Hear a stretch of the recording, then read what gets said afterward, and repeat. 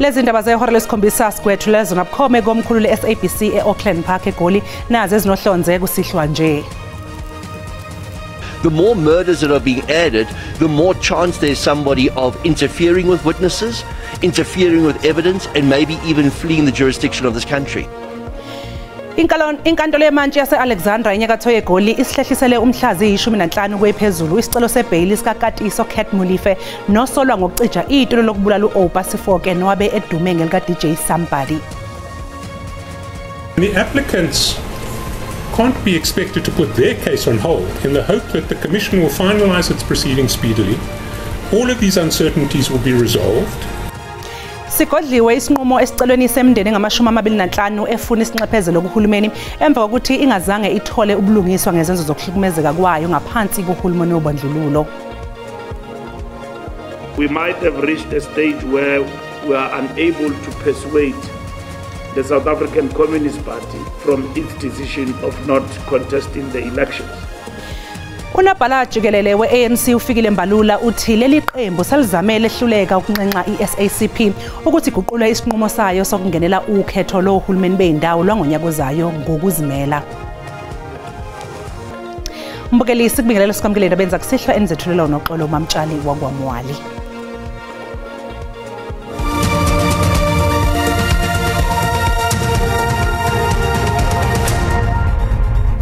Sihlahliselwe umhlazi 15 kwephezulu isicwawu sokulalelwa kwesicelo sebheyili sikakatiso Molefe odume ngelika-Khethe enkantolo yemantshi Alexandra enyakatho yeGoli. UMolefe usolwa ngokunindeka ekubulaweni ka-Oupa John Sifuka owayedume ngelika-DJ Somebody kanye nabaqaphi bakhe ababili. Utheveza ikhanda nje evele itoksini wonke amehla besethe njo uyena uKatiso Molefe. Abameli bakhe bathi-ke banxusa inkosi yenkantolo ukuthi imdedele ngebheyili ngelokuthi angeke azabaleke uzosebenzisana nengalo yomthetho futhi angeke abesabise nofakazi.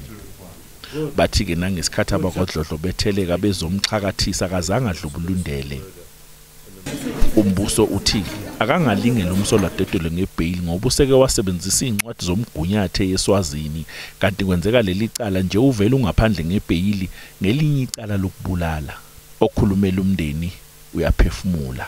This was essentially a cold case before this unit that's been doing excellent work in KwaZulu-Natal and Gauteng as part of the political killings task team took over. In other words, this case was going nowhere, and if that unit had not taken over, we would not be standing here today. Okhulumela umndeni uthi-ke umsolwa angacabanga ukuthi usazophinda ithole futhi ibheyili njengasekuqaleni. Uma ecabanga kanjalo ukhe phansi isitsha sigcwele. So they seem to think that the same circumstances may exist for him to get bail. We're on the other hand saying no, the more murders that are being added, the more chance there's somebody of interfering with witnesses, interfering with evidence, and maybe even fleeing the jurisdiction of this country. Molefe kusola ukuthi uyena ungqondo wacija itulo lokubulala uMafuka wasethenga utawu Kekana kanye noMabusela ukuthi kube yibona bayogudluza losaziwayo. Laba bathathu basilaxaza bona isicelo sebheyili kanti bazobuya kulenya ngezokwithwasa bezoqula icala. Inhlokohlela yesibhamu yohlobo lo-AK47 ukuthiwa kwajulwa ngayo uMafuka sekuvela ukuthi kunabanye abantu abafaka phakathi uDJ Vintos abadutshulwa ngayo kanti kusolwa bona labasolwa ukuthi ibona benzi bobubi. Igama lami nguCalvin wakwaDludla endabeni ze-SABC ngibika ngise-Alexandra. Sigodliwe isinqumo esicelweni semndeni ngama-25 efuna isinxephezelo kuhulumeni emva kokuthi ingazange ithole ubulungiswa ngezenzo zokuhlukumezeka kwayo ngaphansi kohulumeni wobandlululo. Imndeni ethi ifuna ubulungiswa ayiguquki kulokho ekufunayo ongamademeshe esinxephezelo sezigidi zamarandi kuhulumeni. Ikhala ngokuthi umbuso wehlulekile ukuphenya uphinde ushushise labo abahlonzwa yikhomishana yamaqiniso njengokuyibona ababengabenzi bokubi ngokuhlukunyezwa kwabantu ngesikhathi zobandlululo. NgoNhlaba nonyaka uMengameli Ramaphosa usungule ikhomishana okufanele ihlonze ukuthi kwabakhona ukuqhambukela kwabathile ngokuthi kubambezeleke ukushushisa kwamacala avela ngekhomishana yamaqiniso ngo-1998. Ummeli wemndeni uthe ilangazelele kakhulu ukubona isiphetho secala isaphila. And the applicants can't be expected to put their case on hold in the hope that the Commission will finalise its proceedings speedily. All of these uncertainties will be resolved. They will obtain what is due to them as a result of the state's fundamental betrayal of its constitutional obligation to prosecute the perpetrators of apartheid murders. And all of this will happen while they are still alive. Ummeli wohlangothi lukahulumeni noMengameli Ramaphosa utshele inkantolo ukuthi isicelo sokunxeshezelwa kwemindeni kufanele simiswe kuze kuba kuphothulwa uphenyo lwekhomishana. There is a convenient way out of this, and the way out of this is to have the commission take evidence, make its findings. You will then have facts placed. Facts will come to light. iNPA eshicilele umqingo wayo ofungelwe kuleli icala ihambisana nalokho okufunwa uhlangothi lukahulumeni. The interests of justice demand respectfully that the Commission of Inquiry sits, ventilate the issue, adjudicate over the issues, make pronouncements or findings or conclusions or recommendations to the President. Isinqumo secala sigodliwe inkantolo. iNC isiliphosile ithawula emzamweni yokuvimba iSACP ukuthi ingangeneli ukhetho oluzayo. Leli qembu lithi lizobhekisisa indlela eyenza ngayo iSACP emkhankasweni wayo yokhetho nasemcimbini yayo ukuze izobona ukuthi ingabe ngempela iyaqhubeka yini nokuyela yodwa okhethweni. Unobhala jikelele we-ANC ufikile Mbalula uthi kubukeka sengathi sebehlulekile ukuvimba iSACP ekutheni ingenelele ukhetho lohulumeni bezindawo ngonyaka ozayo. We might have reached a stage where we are unable to persuade the South African Communist Party from its decision of not contesting the elections. And we believe as the ANC that will weaken the National Democratic Revolution. iANC isingatha izingqungquthela zezifunda ezweni lonkana kodwa ezeningi izingqungquthela zephazanyiswa imbango yeyikhundla. This year we expect 45 out of our 52 regions to hold conferences by December 2025, which is a cut-off date as we focus on the local government elections. Isigungu esiphezulu sayo ANC senqume ukwehlela kabusha ikomiti elihola leli qembu eWestern Cape kanti odabeni lokubusa ngokubambisana iANC isinqume ukwandisa uhulumeni wobumbano.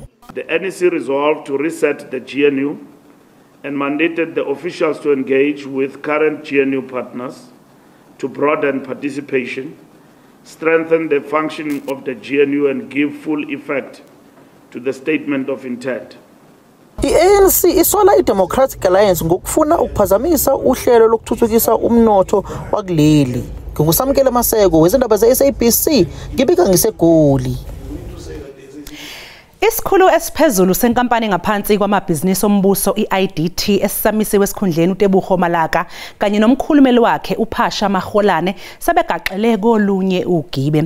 Lokhu ke kuza ngemva kwezinsolo zokuthi uzame ukufumbathisa intatheli uPieter Louis Meiburg wephephandaba iDaily Maverick ukuze angaqhubeki nokushicilela udaba oluqukethe izinsolo ezibucayi okulindeleke luphume ngomsombuluko. uMeiburg ubethenjiswe ke imvalamlomo yezinkulungwane ezingama-60 zamarandi ukuze angalishicileli udaba lophenyo ngeinkontileke ezithile zeIDT. It is this investigation that by all indications prompted an approach by first Mr. Magolane, Phasha Magolane, the spokesperson of the IDT, and then also leading to a meeting between Mr. Magolane and Ms. Malaka and myself this Sunday where the cash was presented. So in all indications are that this whole story and my investigation reached Ms. Malaka's ears. She was very worried about it, and then through her spokesperson, this meeting was set up where the money was presented so that Daily Maverick and myself would no longer pursue this issue that I am currently investigating and which we will publish very soon next week. Mbukeli kulindeleke ukuthi ke kusasa ekseni ungqongqoshe wezemsebenzi kahulumeni nenqalazinda uDean McPherson abambe isithangamina beindaba malungana nalezi insolo. Inkantolo yemantshi yaseBarberton ilihlehlisele umhlazi 13 kwephezulu icala labo kufika abamba ngokungemthetho ngemva kokukhalela amasongo kaSigonyela ngokutholakala emayini iSheba eBarberton eMpumalanga ngokungemthetho kanti ke ababili abadabuka kuleli badedelwe ngebhail ye2,000 zamarandi. Laba abamba ngokungemthetho baboshwe ngomsombuluko emva kokuphuma emgodini emayini yeGolide eSheba. Abanye babo bacele ukusebenzisa abameli bombuso ekubeni abanye bethe bona bazosebenzisa abameli abazimele. Ababili abadabuka kuleli banikezwe ibhayili yezinkulungwane ezimbili zamarandi umuntu ngamunye futhi bakwazile ukuhlinzeka ngomazisi babo kanye namakheli. This is remanded until the 13th of August. 13 August 2025 for your attorneys and profiling. Accused number 1 until accused number 19, accused number 22 until accused number 24 in custody, no bail. Accused number 20 and 21 in custody, your bail is fixed at 2,000 rand each, normal bail conditions, meaning that on the 13th of August 2025, you must be at court. Failure to do so, a warrant for your arrest will be authorized and you'll be arrested. Amaphoyisa athi umkhankaso waziwa ngevalo umgodi uyaqhubeka kule mayini. With regard to today, in terms of if we've got other illegal miners surfacing from the ground, up to so far we received nothing from that side. So, but we keep on monitoring that space until we are given information that might change that. Kusenjalo kuphinde kwaboshwa abanye abamba ngokungemthetho abangama-30 izolo kanti bona bazovela enkantolo kusasa. Mbukelo kwamanje sathi nje keqhu ngapha ngaseyitolo kanti uma ngabe sibuya sokuphathela uWT. The matter is then postponed to the 9th of the 8th rather of September, 8:30 in the morning, back in this court. That is for further investigations.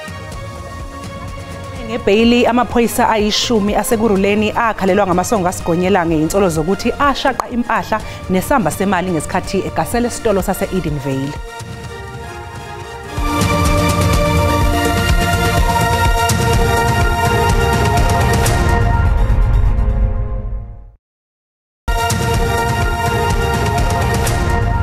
Siphethe sekubingelela mbukeli sikwamukela mangabe usanda kungena odabeni oluphambili besibike ukuthi Inkantolo eMantshi yase-Alexandra enyakatho yeGoli ihlehlisele umhlazi 15 kwephezulu isicelo sebhayili sikaKatiso Kate Molefe nosolwa ngokucija itulo lokubulala uOpa Sifoke nowabe edume ngelika DJ Somebody.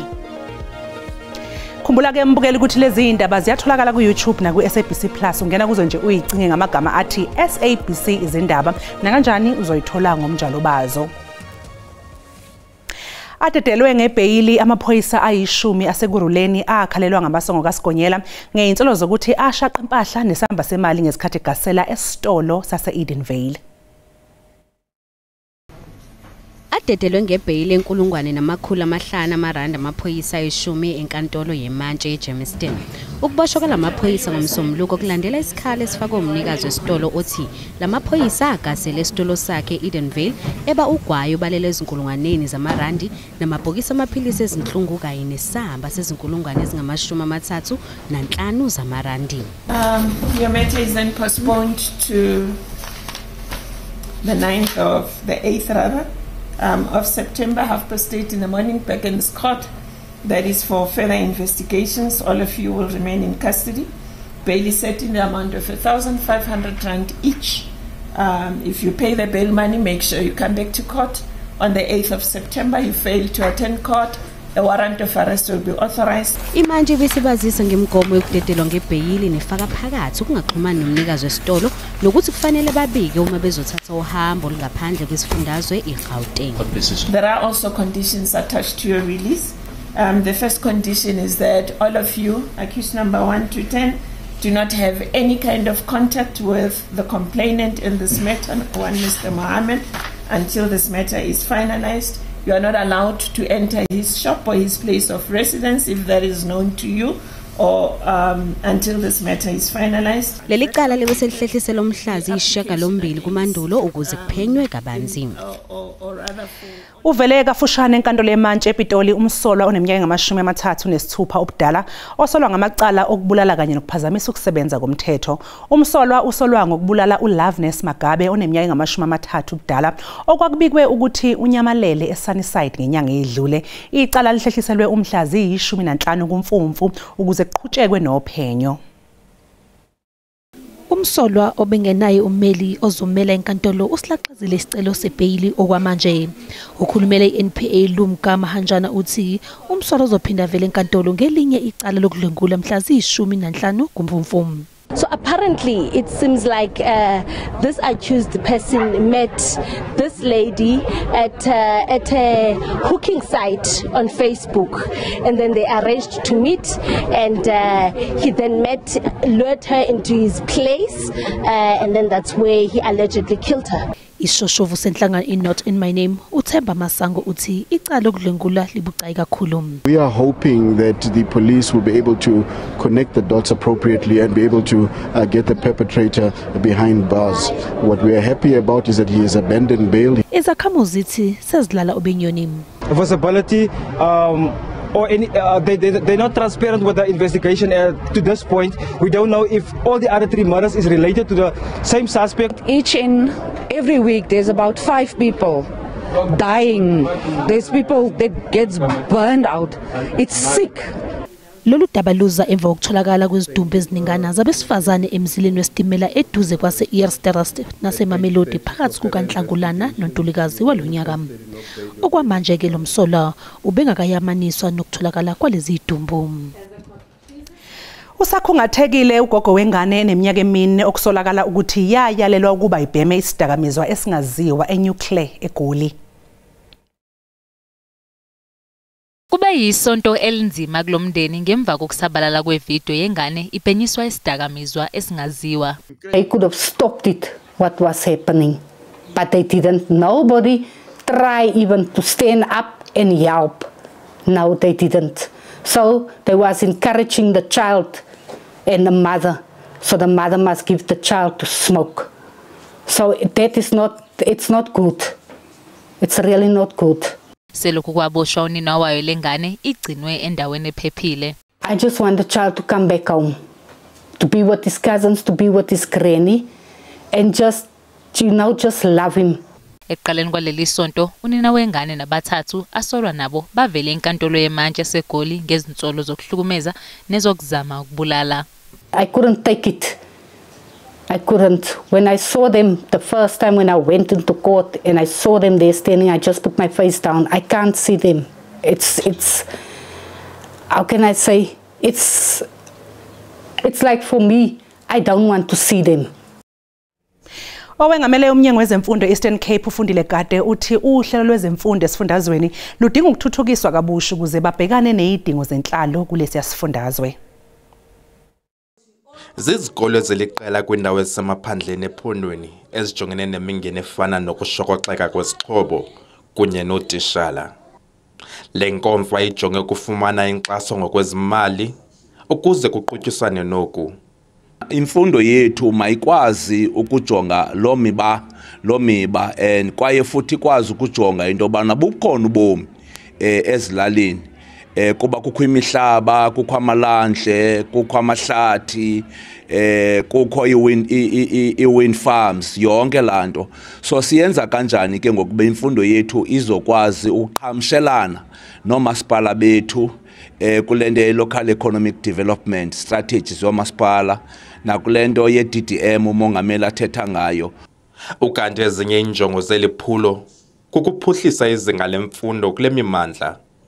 I think we talk about the challenges a lot, but in terms of opportunities, we are so fortunate to have rural youth, many of whom we know there's a national unemployment crisis, but those very same youth offer so many opportunities not only to further themselves, but to further learning in classrooms. Le nkonfa ifika kwisiphelo ngolwesine nalapho kuzodakanca khona izindululo. Abongile Yankis, kwiindaba ze-SABC, eMonti.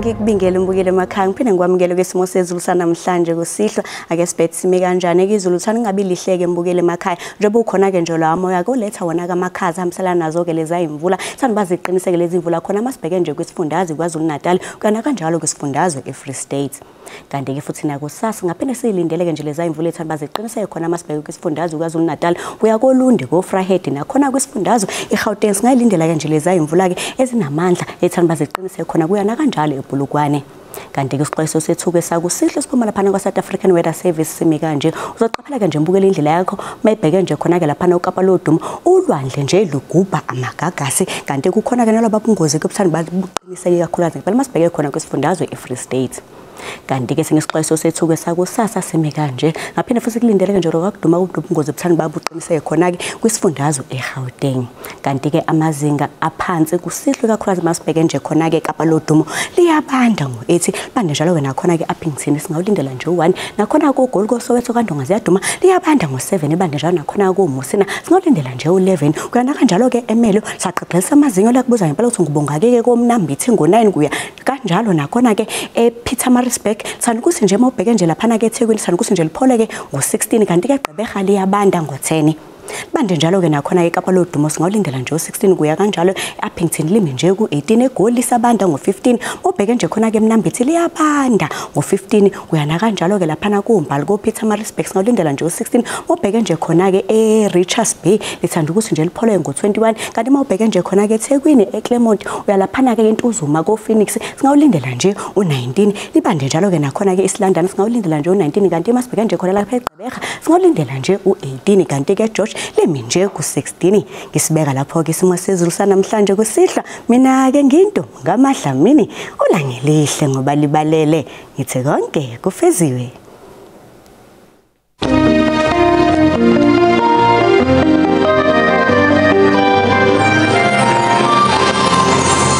Mbukeli ube nobusuku obuhle usale kahle